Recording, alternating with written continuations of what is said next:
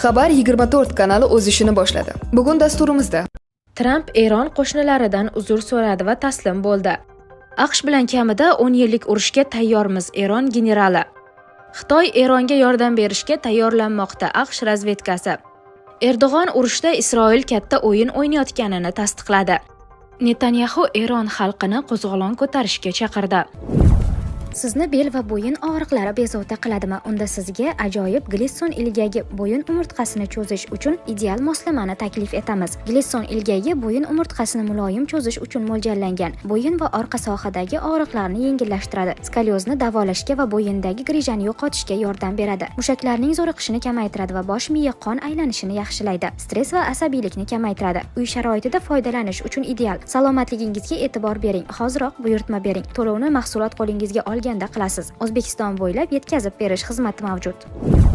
AQSh bilan kamida 10 yillik urushga tayyormiz – Eron generali. Xabardor shaxs sifatida shuni aytamanki, biz Qo'shma Shtatlar bilan 10 yillik urushga tayyormiz. Kamida 10 yil, dedi Inqilobiy gvardiya generali Sardor Ibrohim Jabboriy. Rossiya Yaqin Sharqdagi vaziyatni beqarorlashtirishga urinishlar neft va gaz narxlarini oshirish haqida bir necha bor ogohlantirilgan. Putin uning qo'shimcha qilishicha, Hormuz bo'g'ozi bilan bog'liq neft qazib olish keyingi oy ichida butunlay to'xtab qolishi mumkin. Netanyahu Eron xalqini qo'zg'olon ko'tarishga chaqirdi. 8-mart kuni Isroil bosh vaziri Benyamin Netanyahu Isroil Eronni istibdod iskanjasidan ozod qilishga intilishini aytib, fuqarolarni qo'zg'olon ko'tarishga va hukmron tuzumga barham berishga chaqirdi. Bu haqda u o'zining Twitter ijtimoiy tarmog'ida e'lon qilgan video murojaatida so'z ochdi. Ishonamanki, agar siz o'rningizdan tursangiz, Isroil va Eron yana jasur do'stlarga aylanadigan kunga uzoq qolmaydi, deydi Netanyahu. Shuningdek, Isroil bosh vaziri o'zi va AQSh prezidenti Donald Tramp yomon yigitlarga qarshi kurash olib borayotganini, o'zi va ittifoqchilarini esa yaxshi yigitlar deb hisoblashini ta'kidlagan.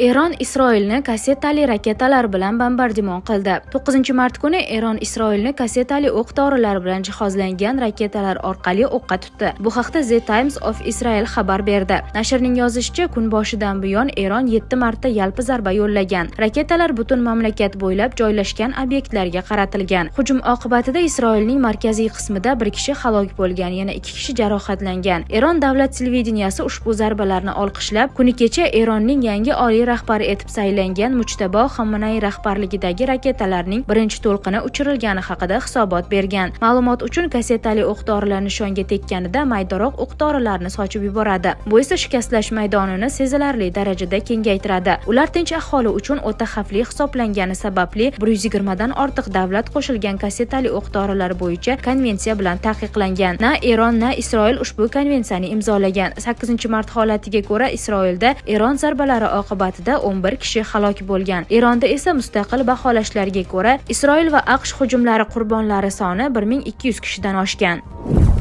Erdo'g'on urushda Isroil katta o'yin o'ynayotganini tasdiqladi. Hech kim noto'g'ri hisob-kitob qilmasligi kerak. Hech kim birodarni birodarga qarshi qayrashni maqsad qilgan sionistik qirg'in tarmog'ining tuzog'iga tushmasligi kerak. Iroq Kurdistoni mintaqasidagi birodarlarimizning bayonotlarini olqishlaymiz va ular bu o'yinga tushmasliklariga chin dildan ishonamiz, dedi Turkiya prezidenti.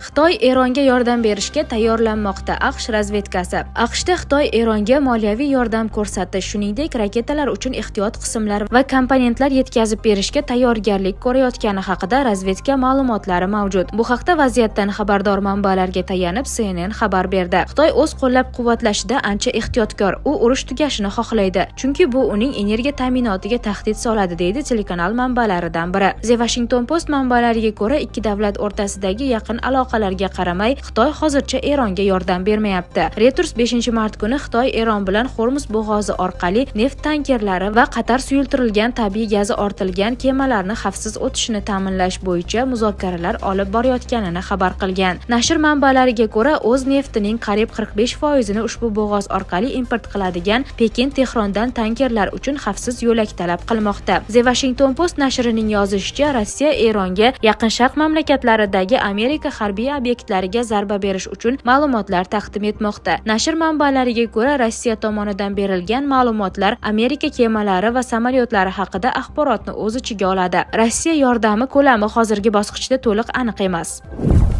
Tramp Eron qo'shnilaridan uzr so'radi va taslim bo'ldi. AQSh prezidenti Donald Tramp Eron prezidenti Masud Pezeshkianning uzriga izoh berib, Tehron Yaqin Sharq qo'shnilaridan uzr so'raganini aytdi. Oq uy rahbari bu haqda Truth Social ijtimoiy tarmog'ida yozdi. Og'ir ahvolda qolgan Eron Yaqin Sharq qo'shnilaridan uzr so'radi va taslim bo'ldi. Endi ularga o'q uzmasligiga va'da berdi. Bu va'da faqat Qo'shma Shtatlar va Isroilning tinimsiz hujumlari tufayli berildi, dedi Tramp. Uning qo'shimcha qilishicha, ming yillar ichida birinchi marta Eron Yaqin Sharq qo'shnilariga nisbatan yutqazgan holatda qoldi. Ular Yaqin Sharqni bosib olishga va boshqarishga harakat qilishdi. Bu ming yillar ichida Eron Yaqin Sharqdagi qo'shnilariga yutqazgan birinchi holat. Amerika prezidenti shuningdek mintaqa davlatlari vakillari unga minnatdorchilik bildirganini ta'kidladi. Ular rahmat prezident Tramp dedilar, men marhamat dedim. Eron endi Yaqin Sharq zolimi emas, balki Yaqin Sharqning mag'lubi va kelgusi 10 yilliklar davomida taslim bo'lmaguncha yoki ehtimol butunlay qulamaguncha shundayligicha qoladi. Eslatib o'tamiz, 7-mart kuni Eron prezidenti Masud Pezeshkian qo'shni davlatlardan uzr so'rab, bizning mintaqa mamlakatlari bilan hech qanday adovatimiz yo'q deb aytgan edi. Uning qo'shimcha qilishicha, Eronning vaqtinchalik boshqaruv kengashi mintaqadagi mamlakatlarga ularning hududidan hujumlar bo'lmaguncha boshqa hujumlar uyushtirmaslikka qaror qilgan.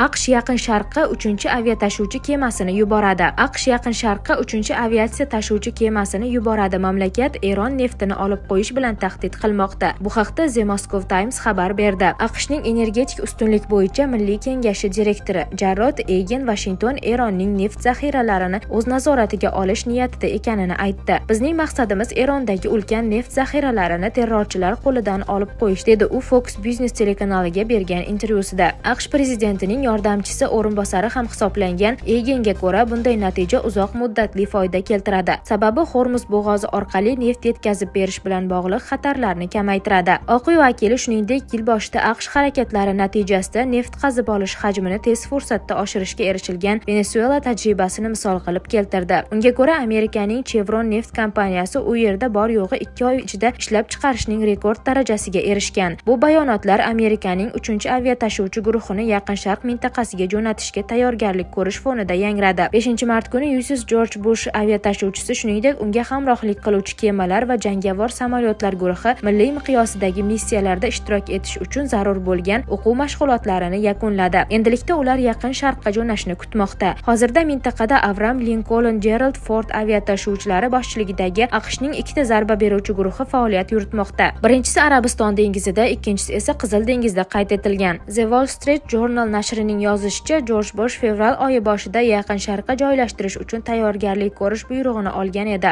O'sha paytda kema Virjiniya qirg'oqlarida bo'lgan. Eron so'nggi kunlarda Avram Lincolnga bir necha bor hujumlar uyushtirganini, shundan so'ng aviatashuvchi o'z pozitsiyasini o'zgartirganini ma'lum qilgan. Oxirgi marta bunday bayonot 7-martga o'tar kechasi berilgandi. Washington bu da'volarni rad etmoqda. AQSh va Isroil 28 fevral kuni Eronga qarshi operatsiya boshladi.